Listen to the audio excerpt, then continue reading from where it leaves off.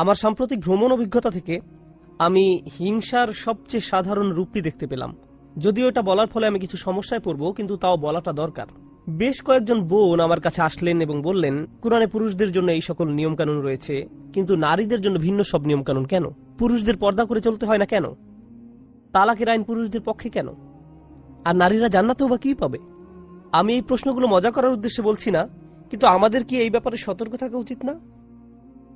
কারণ আমরা কথা বলছি আল্লাহর ব্যাপারে। আল্লাহ যে সকল নিয়মকানুন দেন আমরা তাই শিখি, আমরা সেগুলো বানাই না, শুধুমাত্র সেগুলো বুঝতে চেষ্টা করি এবং শিখাই। আমাদের আরো মনে রাখতে হবে, যিনি নিয়মকানুন দিচ্ছেন তিনি সবচেয়ে দয়ালু, আমাদের সবচেয়ে বেশি ভালোবাসেন, সবচেয়ে বেশি ন্যায়বান। এবং এরপরও যদি আমাদের মনে প্রশ্ন আসে যে আমার মনে হচ্ছে এখানে হয়তো অন্যায় করা হয়েছে, তাহলে এটা একটা বিশাল সমস্যা। চিন্তা করে দেখুন, আল্লাহর দেওয়া নিয়মকানুন নিয়ে আমি প্রশ্ন করছি। আল্লাহর দেওয়া নিয়মকানুন নিয়ে আমাদের এটা বুঝতে হবে, আল্লাহ আমাদের যা বলেন আমরা তাই করতে হবে। এখন ধরুন, আল্লাহ নারীদের জন্য পর্দার বিধান কেন দিলেন? আমার উত্তর হবে, আমি জানি না। হ্যাঁ, এখন হয়তো আমি নিজের মতো করে এই নিয়মের কিছু সুবিধার কথা চিন্তা করতে পারি, কিন্তু সেগুলো কিন্তু আল্লাহ বলে দেননি। এগুলো একান্তই আমার নিজের চিন্তা। আমি ভুলেও এটা বলতে পারি না যে আল্লাহ এই কারণে খিমার, জিলবাব এসবের নিয়ম জারি করেছেন, কারণ আল্লাহ কারণ ব্যাখ্যা করেননি। আল্লাহ আপনাকে ব্যাখ্যা করা ছাড়াই যে কোনো নিয়মকানুন দিতে পারেন, কিন্তু আল্লাহ বলে দিয়েছেন নিজের থেকে চিন্তা ভাবনা করতে, লাআল্লাকুম তাতাফাক্কারুন, যাতে তোমরা চিন্তা করতে পারো, লিয়াদ্দাব্বারু আয়াতিহি, যাতে মানুষ এর আয়াতসমূহ লক্ষ্য করে। আপনাকে নিজের মতো চিন্তা করার সুযোগ দেওয়া হচ্ছে এখানে, কিন্তু একটা বিষয় আমি নিশ্চিত যে তিনি যা দেন তা রহমত স্বরূপ এবং ন্যায়পূর্ণ। এখন সূরা নিসার উত্তরাধিকার সম্পর্কিত আয়াতগুলোর বিষয়ে আসি।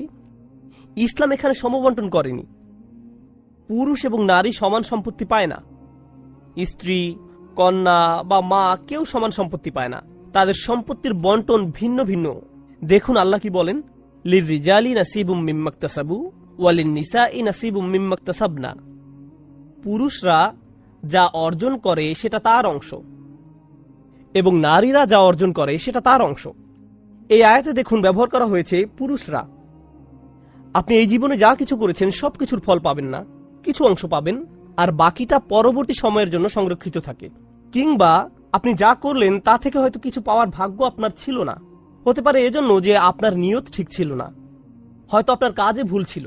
অর্থাৎ আপনি যাই করেন তার কিছু অংশ আপনি পান, যেটা আপনার আসলেই প্রাপ্য, সম্পূর্ণটা না। আল্লাহ বলেন, পুরুষ ও নারীদের জন্য আমার কাছে রয়েছে ভিন্ন ভিন্ন মানদণ্ড। আরেকজনের জন্য কি আছে তার প্রতি লোভ বাদ দিন। এরপরে আল্লাহ বলছেন, আসআলুল্লাহ মিন ফাদলিহ, আর আল্লাহর কাছে তার অনুগ্রহ প্রার্থনা করো।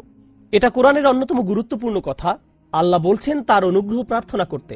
ফাদল দিয়ে শুধু অনুগ্রহ বুঝায় না, এটা দিয়ে আরো বুঝায় কোনো কিছুর ব্যাপারে অগ্রাধিকার। হতে পারে কেউ আপনার থেকে সম্পদ বা সুযোগে বেশি অগ্রাধিকার পেয়েছেন, সেটাও ফাদল। ধরুন কোনো মেয়ে দেখলো তার বোনের জন্য বিয়ের প্রস্তাব আসছে, কিন্তু তার জন্য আসছে না, এটাও কিন্তু অগ্রাধিকার।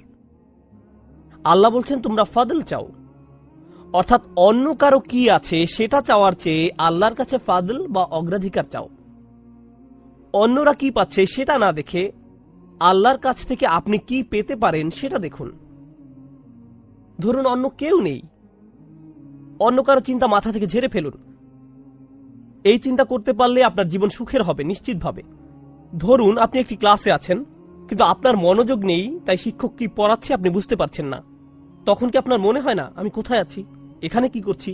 কিন্তু আপনি দেখছেন যে আপনার পাশের শিক্ষার্থী সব প্রশ্নের উত্তর দিয়ে যাচ্ছে, হাত তুলে শিক্ষকের সাথে আলোচনায় যোগ দিচ্ছে। তখন কি আপনার মনে হয় না এই ছেলেকে আসলেই মারতে হবে, আমি একে ঘৃণা করি, এর জন্য আমি অপমানিত হচ্ছি, ও সব প্রশ্নের উত্তর পাচ্ছে? পরিস্থিতিটা ভাবুন। আপনার সকল মনোযোগ তখন এমন একজনের দিকে যাকে আপনি ভাবছেন হয় সে আপনার থেকে যোগ্য, না হলে শিক্ষকের চাটুকার, কিংবা সে জ্ঞানের বড়াই করছে আপনাকে নিচু দেখাতে। আপনি কিন্তু ভুলেই গিয়েছেন যে আপনি এখানে কেন বসে আছেন, এবং একজন ছাত্র হিসেবে ক্লাসরুমে আপনার কি করা উচিত। মনে করুন ক্লাসরুমে আপনি এবং আপনার শিক্ষক ছাড়া আর কেউ নেই। আপনি এখানে এসেছেন শিখতে, তো আপনার মনোযোগ নেই। আপনার নিজের কাছে নিজেকে প্রশ্ন করা উচিত, এই ব্যাপারে লজ্জা না পেয়ে নিজেকে জিজ্ঞেস করুন। অন্য কারো কাছে নিজেকে জাহির না করে নিজের কাছেই প্রশ্ন করুন। আপনার কর্মক্ষেত্রে, বা পরিবারেও বিষয়টা একই রকম। কোনো কিছু ভুল হলে বা বলার দরকার হলে বলবেন। নিজের ভিতরে ভিতরে এই বিষয়টা নিয়ে ঘৃণা না জমিয়ে বলে ফেলুন। বিচারের দিনে আমরা আল্লাহর কাছে একটা জিনিস চাইব, ওয়ালা তাজআল ফি কুলুবিনা গিল্লাল লিল্লাযিনা আমানু, ঈমানদারদের বিরুদ্ধে আমাদের অন্তরে কোনো বিদ্বেষ রেখো না। আমরা এটাই দুনিয়াতে চাই না, কিন্তু আল্লাহ এটা জান্নাতে দূরীভূত করে দিবেন। এটা দুনিয়ার জীবনে হতেই পারে, কারো সম্পর্কে বিদ্বেষ থাকতেই পারে। এরকম মনে হতে পারে যে এই লোকের তো এই জিনিস পাওয়ার কথা না, কিংবা এর তো এই সুযোগ সুবিধা পাওয়ার কথা না। আপনার এরকম মনে না হলে তো খুবই ভালো কথা, কিন্তু অনেক লোক আছে যাদের মনে হয় সে তো আমার থেকে বেশি সুবিধা পাচ্ছে। কিন্তু কেন পাচ্ছে? সে যা পাচ্ছে পাক, তা দিয়ে আপনার কি আদৌ কোনো প্রয়োজন আছে? আপনি কি করছেন? আপনি কি পাচ্ছেন? আপনি যদি মনে করেন আপনার বেশি পাওয়ার আছে, তাহলে আপনি আইনি ব্যবস্থা নিন। বলুন এই কারণে আমার বেশি পাওয়া উচিত। অন্য কারো সাথে তুলনা করে না, বরং নিজের যোগ্যতা দিয়ে বলুন আসআলুল্লাহ মিন ফাদলিহি, আর আল্লাহর কাছে তার অনুগ্রহ প্রার্থনা করুন। ইন্নাল্লাহা কানা বিকুল্লি শাইইন আলিমা, নিঃসন্দেহে আল্লাহ তাআলা সর্ববিষয়ে জ্ঞাত। আমাদের উচিত অন্য কারো সাথে তুলনা করা বাদ দিয়ে সরাসরি আল্লাহর কাছে যাওয়া, কারণ আমাদের ও আল্লাহর মাঝে অন্য কেউ নেই। আপনি সামনে এগিয়ে যেতে চান, আল্লাহর কাছে দোয়া করুন, তিনি যাতে আপনাকে সামনে এগিয়ে নিয়ে যান। আসআলুল্লাহ মিন ফাদলিহি, আর আল্লাহর কাছে তার অনুগ্রহ প্রার্থনা করো। না হলে আপনার সম্পূর্ণ জীবন কেটে যাবে অন্য কারো সম্পর্কে দোষারোপ করে, কিভাবে আপনার সুযোগ হাতছাড়া হয়েছে, অন্য কেউ কি পেয়েছে আপনি পাননি, এসব বলেই। এগুলো আপনার জীবনকে তো অতিষ্ঠ করে তুলবেই, আপনার চারপাশের মানুষের জীবনও অতিষ্ঠ করে তুলবে। আল্লাহ তাআলা আমাদেরকে এই আয়াতে বিশেষ অনুগ্রহ দান করেছেন তার কাছে তার অনুগ্রহ প্রার্থনা করার।